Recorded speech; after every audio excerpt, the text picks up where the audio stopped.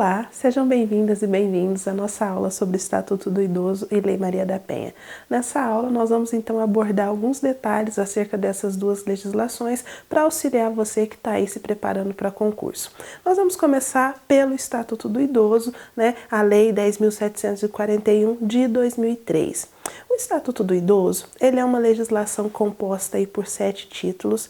E por que nós sempre destacamos nas nossas aulas sobre legislações a estruturação da lei? Por quê? Porque a estruturação em títulos, ela permite então que você se aproxime dos assuntos que serão tratados nessa legislação. O Estatuto do Idoso, ele vai trabalhar com todos os direitos, com a política de atendimento em relação ao idoso, só que isso vai estar dividido em alguns, digamos, blocos temáticos. Esses blocos temáticos são os títulos, tá? O Estatuto do Idoso, algumas pessoas falam, professor, é verdade que o Estatuto do Idoso é como se fosse um mini Estatuto da Criança e do Adolescente, um mini ECA? Sim, o Estatuto do Idoso, ele vai guardar algumas semelhanças com o Estatuto da Criança e do Adolescente. Ele vai ter algumas proximidades, inclusive na própria redação de alguns artigos. Mas é preciso então olhar com atenção, porque também tem bastante peculiaridades, bastante diferenças, e que a gente precisa ficar atento a isso. Quando nós pensamos no Estatuto do Idoso, o primeiro título, ele vai tratar dessas disposições gerais ou disposições preliminares acerca, então, de todo o atendimento em relação ao idoso. Primeiro aspecto que precisa ser destacado nesse título é que ele vai conceituar quem é idoso no Brasil. Por quê? Algumas vezes, quando você pega algumas legislações específicas, como, por exemplo, Lei Orgânica da Assistência Social. A Lei Orgânica da Assistência Social estabelece que o BPC, o Benefício de Prestação Continuada, ele é destinado àqueles idosos a partir de 65 anos. Quando você olha algumas legislações municipais, estaduais, que regulamentam a questão do transporte, a gratuidade do transporte para o idoso, ela também vai colocar que é para o idoso a partir de 65 anos. E aí algumas pessoas falam, professora Thaís, mas qual é a legislação correta? É 65 ou é 60 anos? Idoso no Brasil é a partir de 60 anos, que é o que está estabelecido no Estatuto do Idoso, que nós estamos estudando nessa aula, já no primeiro título lá das disposições preliminares. Então lá está estabelecido que, no Brasil, a pessoa idosa é aquela pessoa a partir de 60 anos. Então, todo brasileiro completou 60 anos, pela legislação ele é considerado idoso. Professora, mas e esses casos em que é a partir de 65 anos? Para alguns benefícios, como, por exemplo, a gratuidade nos transportes ou para receber o BPC, você vai ter, então, um recorte maior. É como se entre os idosos tivesse então uma outra seleção, que é aqueles idosos a partir de 65 anos. Isso significa que mudou a concepção de quem é idoso no Brasil? Não. A concepção é essa que está prevista no Estatuto do Idoso, a partir de 60 anos. Para alguns benefícios, vão se considerar na população de idosos aqueles idosos a partir de 65 anos, tá? Então, lá no primeiro título do Estatuto do Idoso, vocês vão ter então as disposições preliminares. As disposições preliminares ou disposições gerais, elas são sempre o ponto de partida da legislação, elas são a caracterização da legislação, elas vão trazer um panorama sobre o que vai ser tratado nessa legislação. Então, no primeiro título do Estatuto do Idoso, eu destaco para vocês a questão da idade. Idoso no Brasil é a partir de 60 anos. Bom, o segundo título do Estatuto do Idoso, ele vai tratar dos direitos fundamentais. E aqui guarda-se uma semelhança bem grande com o Estatuto da Criança e do Adolescente, a própria forma de redação dos artigos, mas vai ter então alguns direitos específicos que não vão estar contemplados lá no Estatuto da Criança e do Adolescente. Então, às vezes a gente fala Estatuto da Criança, Estatuto do Idoso, tomem cuidado com isso. Tem semelhanças? Tem, mas tem muitas especificidades também, então precisa olhar com atenção para o Estatuto do Idoso. Bom, Antes de nós tratarmos desses direitos fundamentais, é preciso só retomar que no primeiro título também, nessas disposições gerais e preliminares, vocês vão encontrar a questão da garantia da proteção integral ao idoso, né? O idoso, ele é também, né, sujeito da proteção integral. O que significa isso? Que ele tem todos os direitos previstos na legislação para as pessoas humanas e, além disso, o direito de que toda a sociedade, a família, o poder público se preocupem em garantir esses direitos, tá? Isso vocês vão encontrar lá nas disposições preliminares. Indo então para os direitos fundamentais, nós vamos encontrar alguns direitos, né, que vão ser específicos aí em relação ao idoso. Primeiro, a questão da vida, né? Então vai ser colocado que a vida é um direito, né, inalienável, intransferível. A pessoa idosa, ela tem garantido aí pela legislação o direito à vida. Depois nós vamos ter o direito à saúde.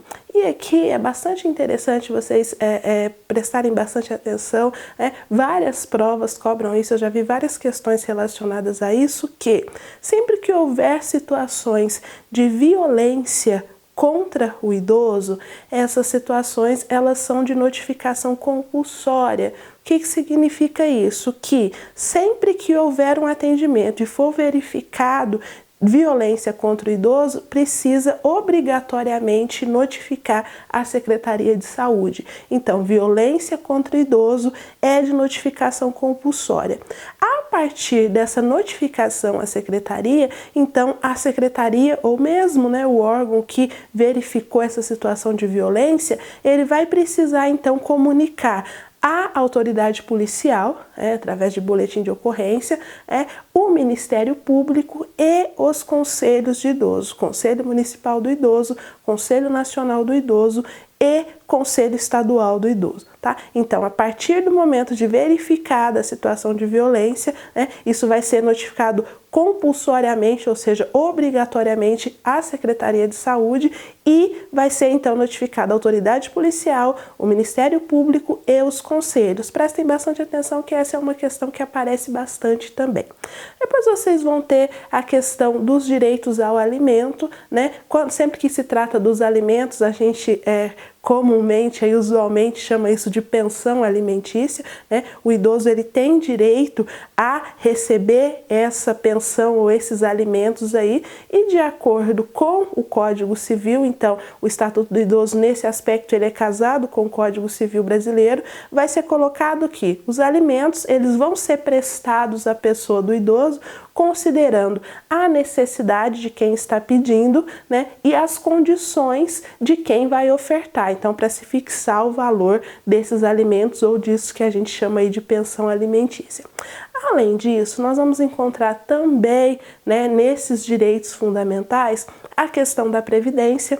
O idoso ele tem direito à aposentadoria e quando não tiver essa aposentadoria, quando não tiver condições de receber essa aposentadoria, isso vai estar casado também com o direito à assistência social, que é aquele idoso que a partir de 65 anos, vocês se lembram do que eu falei no início da aula? Então, para o benefício de prestação continuada, a partir de 65 anos, né, o idoso que comprovar não ter condições de manter a sua própria subsistência ou de tê-la provida pela sua família, ele vai ter direito a receber um benefício. Além disso, ainda nos direitos fundamentais, nós vamos ter aí a questão do direito à habitação, tá? Esse é um direito bastante interessante porque está garantido que nos projetos aí habitacionais desenvolvidos pelo poder público ou com subsídios do poder público, tem que ser reservado, né, um valor, uma porcentagem dessas casas para as pessoas idosas. Essa porcentagem, aí eu fiz algumas anotações aqui, né, para a gente trabalhar melhor essa questão do Estatuto do Idoso. Essa porcentagem ela é de 3%, então todo projeto habitacional, seja ele, né, desenvolvido pelo poder público ou com recursos do poder público, ele vai precisar então reservar no mínimo 3% das suas unidades habitacionais para a população idosa. Além do direito à habitação, nós vamos ter também o direito ao transporte. E esse direito é bastante interessante porque cai bastante em concursos também, porque tem essa diferença em relação à idade. A gratuidade nos transportes públicos, ela é assegurada a partir de 65 anos, tá? Dos 60 até os 65, fica por conta do município ou do estado fazer uma legislação para regulamentar isso. Além disso, né, o idoso ele vai ter direito aí então a viagens, né, interestaduais gratuitas. Como é feito isso? É reservado 2 vagas, e aí a pessoa vai ter que ir lá procurar, agendar e comprovar aí, né, a condição de renda, que é até 2 salários mínimos. Passou de 2 pessoas querendo viajar no mesmo horário, no mesmo ônibus, para o mesmo destino. O que vai ser feito? A empresa então vai garantir metade, né, do valor da passagem, 50% de desconto para os outros idosos, né, que queiram viajar, desde que se enquadrem naquele perfil lá da renda de até 2 salários mínimos. Além disso, nos transportes, nós temos também a reserva de 10% de assentos nos transportes coletivos, isso é por lei, e além disso, a reserva de 5% de vagas nos estacionamentos para as pessoas idosas. Prestem bastante atenção nesses detalhes de números, de porcentagens, porque isso cai bastante em prova, né? A questão do número de assentos reservados, a questão do número de casas reservadas, a questão dos assentos nos transportes coletivos, esses são detalhes que aparecem bastante que vocês precisam ficar atentos. Outra coisa também em relação ao idoso é que o idoso que vai ser, né, abrigado em alguma instituição de longa permanência e ele tem aí um benefício, ele tem uma aposentadoria, é sempre uma pergunta. A instituição pode ficar até com quanto? O Estatuto do Idoso, ele deixa a cargo do Conselho Municipal do Idoso regulamentar essa porcentagem, desde que ela não ultrapasse 70%. Então, a instituição, a entidade que vai atender esse idoso, ela vai poder ficar com até 70% dos rendimentos dele para despesas aí de administração, do cuidado, do custeio desse idoso. Além disso, não pode. Pode ser menos que isso? Pode. Só que quem vai estabelecer isso é o Conselho Municipal do Idoso. Ainda com relação aos direitos fundamentais, nós vamos ter a questão do direito ao trabalho, a proteção do trabalho, e a pessoa idosa, ela vai ter, então, alguns privilégios aí. Por exemplo, o concurso público sempre é considerado o primeiro critério de desempate o candidato idoso. Além disso, nós vamos encontrar também a questão do direito à educação, ao esporte, à cultura e o lazer. Esses são os direitos fundamentais que nós vamos ter no segundo título do Estatuto do Idoso, o título que vai tratar então desses direitos. Prestem bastante atenção, esse título é bastante importante, tem muitos detalhes, e que estudar e compreender esse título é o começo do sucesso no que diz respeito ao conhecimento do Estatuto do Idoso. O terceiro título do Estatuto do Idoso, ele também é fundamental. Ele vai tratar das medidas de proteção. O que são medidas de proteção? São medidas que vão ser aplicadas sempre que os direitos dos idosos forem ameaçados ou violados.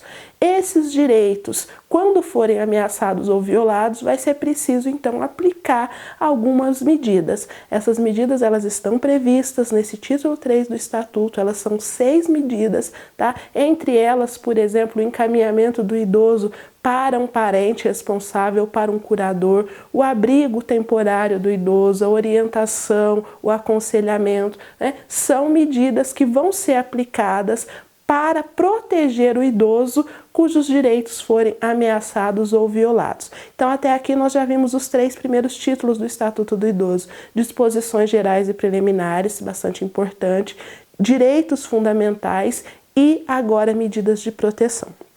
O quarto título, ele vai tratar da política de atendimento ao idoso. Então, o idoso ele vai ser atendido no âmbito municipal, no âmbito estadual, no âmbito nacional, a partir de um conjunto de diretrizes que nós estamos chamando aqui de política de atendimento.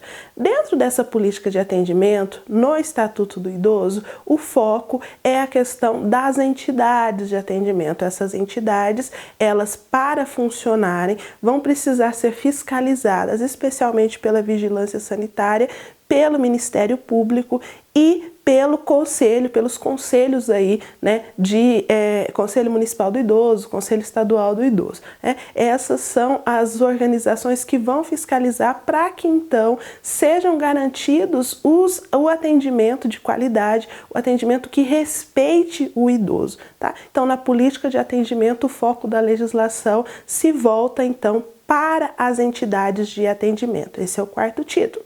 O quinto título, ele vai tratar então do acesso à justiça, ou seja, como se organiza aí o atendimento ao idoso dentro do âmbito do judiciário, qual a função do Ministério Público, qual a função do advogado, do juiz. Isso vai estar regulamentado detalhadamente dentro desse título. E depois, por fim, nós vamos ter o título 6. O título 6 ele vai tratar dos crimes contra o idoso. Então, ao longo da legislação estão previstos direitos fundamentais. Se esses direitos não forem garantidos, você tem então a forma aí de cobrar isso. O que é considerado crime? Por exemplo, reter o cartão magnético da conta do idoso, fazer o idoso assinar documentos, procurações que ele não compreenda o que está assinando. Esses são alguns dos crimes previstos na legislação. E, por fim, o título 7º do Estatuto do Idoso, ele vai tratar das disposições finais, das disposições transitórias, ou seja, quais são as providências para que essa lei seja efetivamente aplicada, quais são os caminhos aí, para que essa lei se efetive. Bom, esse é o Estatuto do Idoso, que é importante quando a gente estuda legislação para concurso. Muitas vezes, no dia a dia, o que está previsto na legislação, ele não é cumprido. E aí, se o assistente social for responder às questões de concurso com base no que acontece no cotidiano do trabalho profissional, muitas vezes ele vai se equivocar. Daí a necessidade de ver o que está na legislação. Então, responder questões de legislações não é tão difícil quanto parece. Precisa compreender a proposta da legislação e conhecer o que está na lei. Então, em relação ao Estatuto do Idoso, eu destaco para vocês alguns títulos muito importantes. O primeiro, que trata das disposições gerais. O segundo, que trata dos direitos fundamentais. O terceiro, que trata das medidas de proteção. E depois, o sexto título, que vai tratar dos crimes. Professora, os outros títulos não são importantes? Claro que são. Precisa estudar todos, precisa ler todos, precisa ter familiaridade com a lei. Mas, via de regra, a partir do que nós temos visto em algumas questões aí, esses são os títulos que são mais cobrados. Prestem bastante atenção, leiam o Estatuto uma vez, duas vezes, três vezes, para terem proximidade com o texto da lei, porque o que vai cair na prova é o texto da lei. Então, vocês precisam apreender esses detalhes. Prestem bastante atenção na questão das numerações, das porcentagens, aí, reserva de vaga, reserva de assentos nos transportes, reserva de unidades habitacionais, porcentagem de quanto a instituição pode reter do salário, do benefício do idoso. Esses são alguns detalhes que auxiliam aí a agravar a legislação, tá certo? Então essas são algumas considerações que nós queremos trazer para vocês acerca do Estatuto do Idoso. E aí nós vamos para a segunda parte da nossa aula, que é a Lei Maria da Penha. A Lei Maria da Penha, ela é uma lei de 2006, ela ficou conhecida como Lei Maria da Penha porque ela é uma homenagem à farmacêutica Maria da Penha, que sofreu violência doméstica, foi o esposo tentou assassiná-la 2 vezes, né? E aí a luta dela foi então para que ele fosse preso e fosse condenado pelo seu ato criminoso. O que nós temos com relação à Lei Maria da Penha? A Lei Maria da Penha, ela é uma legislação voltada para coibir, para erradicar a violência doméstica e familiar contra a mulher. A Lei Maria da Penha, ela é uma lei que protege a mulher em todos os aspectos? Não. Se você é mulher, está andando na rua e for, por exemplo, alguém, né, chegar e pegar a sua bolsa com violência, com o uso de uma arma de fogo aí, isso, né, não vai ser julgado pela Lei Maria da Penha, isso vai ser julgado pelo Código Penal, né, a conduta tipificada aí lá no artigo 157 do Código Penal, isso não é Lei Maria da Penha. A Lei Maria da Penha, ela foi criada para proteger a mulher das situações de violência doméstica dentro da unidade doméstica e familiar, dentro dos espaços da construção familiar. Por que a importância dessa legislação? Até, né, se ter uma legislação específica com relação a isso, vigorava a ideia de que em briga de marido e mulher ninguém mete a colher, né? Quando haviam situações de violência, o homem era chamado no máximo a pagar uma cesta básica, e todos esses elementos aí típicos, né, de uma organização societária patriarcal. Mudou muita coisa em relação à legislação? Não, nós estamos nessa caminhada. Algumas coisas ainda, né, permanecem tal como estavam. A diferença é que agora nós temos uma legislação, né, para proteger os direitos das mulheres dentro do âmbito dessas relações domésticas e familiares. Então essa é uma legislação, e eu insisto com vocês, prestem bastante atenção, porque Lei Maria da Penha, ela trata de violência doméstica e familiar contra a mulher. Contra a mulher. É uma lei que faz esse recorte de gênero. Não existe, né, a lei não prevê a aplicação, né, desse dispositivo legal em relação à violência que possa ser sofrida por um homem. O recorte é de gênero, no gênero feminino, contra a mulher.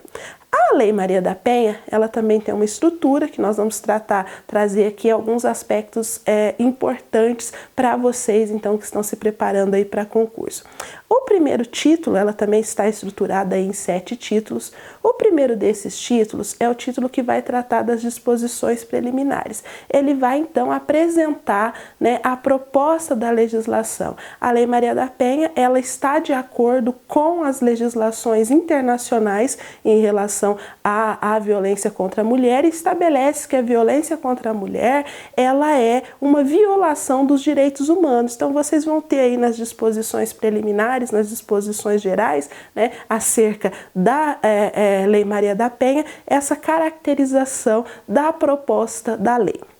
O segundo título, ele vai tratar especificamente da violência doméstica e familiar contra a mulher. O que nós vamos ter nesse título? A caracterização do que é considerado violência contra a mulher. Prestem bastante atenção que está estabelecido nessa legislação que os tipos de violência contra a mulher: a violência física, a violência psicológica, a violência sexual, a violência patrimonial e a violência moral. São 5 tipos de violência previstos na Lei Maria da Penha. Muitas vezes o foco é só na questão da violência física, né? Mas a legislação, ela trata dessas também, da psicológica, da moral, da patrimonial, né? Então, nesse segundo título da legislação, vocês vão encontrar a caracterização dos tipos de violência que são praticados aí contra a mulher, tá? E aí, né, considerando também que quem são as mulheres aí, né, vítimas de violência, todas as mulheres que forem vítimas de violência doméstica ou familiar estão cobertas por essa legislação, independente da orientação sexual. Esse é um aspecto bastante interessante, fiquem atentos a isso. O terceiro título, ele vai tratar então, né, assistência à mulher em situação de violência. Como que se dá, qual deve ser, né, o comportamento aí da autoridade policial, dos órgãos que trabalham com a defesa dos direitos da mulher, para fazer então esse atendimento emergencial, esse atendimento imediato à mulher vítima de violência. Esse é o terceiro título da Lei Maria da Penha.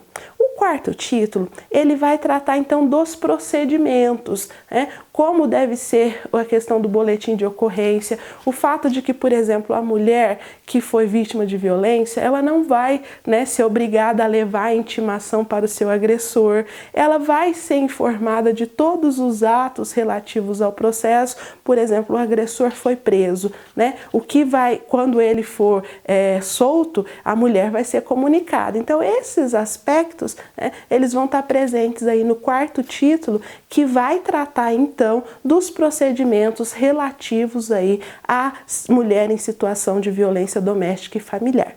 O quinto título da Lei Maria da Penha, ele vai tratar das equipes de atendimento, né? Então, a proposta da lei é que se criem juizados especiais para o atendimento à mulher em situação de violência e que esses juizados, eles tenham uma equipe técnica capacitada para fazer esse atendimento.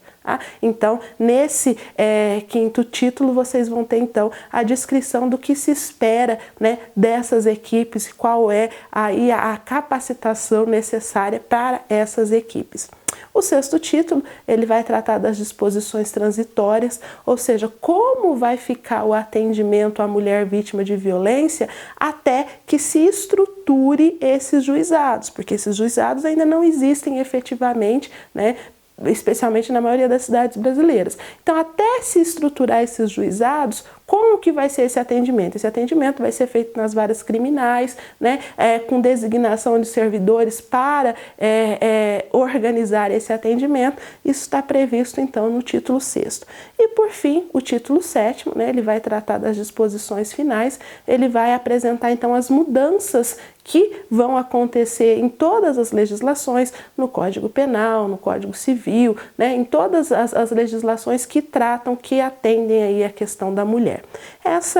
Esse é um panorama da Lei Maria da Penha, tá? Prestem bastante atenção aí nos tipos de violência, no fato de que a violência independe aí da questão de orientação sexual, tá? Prestem bastante atenção também na assistência à mulher, o terceiro título, e o quarto título, que trata dos procedimentos relativos ao atendimento à mulher vítima de violência doméstica e familiar.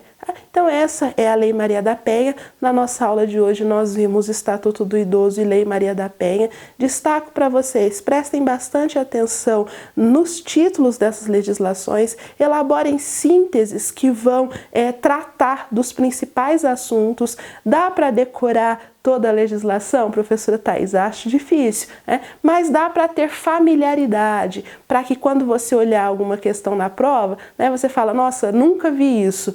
Se leu a legislação com calma, leu 1, 2, 3 vezes, você vai ter uma certa familiaridade. Tá? E aí, a partir dessa familiaridade, anotem os aspectos principais aí para então facilitar na hora de responder questões, tá certo? Então essa foi a nossa aula de hoje, desejo sorte para vocês nos estudos, tá? Fiquem bastante atentos a esses detalhes que nós colocamos e lembrem-se, para ter sucesso em relação a essas temáticas de legislação, não tem outra saída senão ler e ter contato com o texto da lei. Procurem os textos, né? No site do Planalto vocês vão ter o texto sempre com as últimas atualizações. Busquem ler essas legislações para então ter essa familiaridade e ter proximidade com essa temática. Tá certo? Muito obrigada!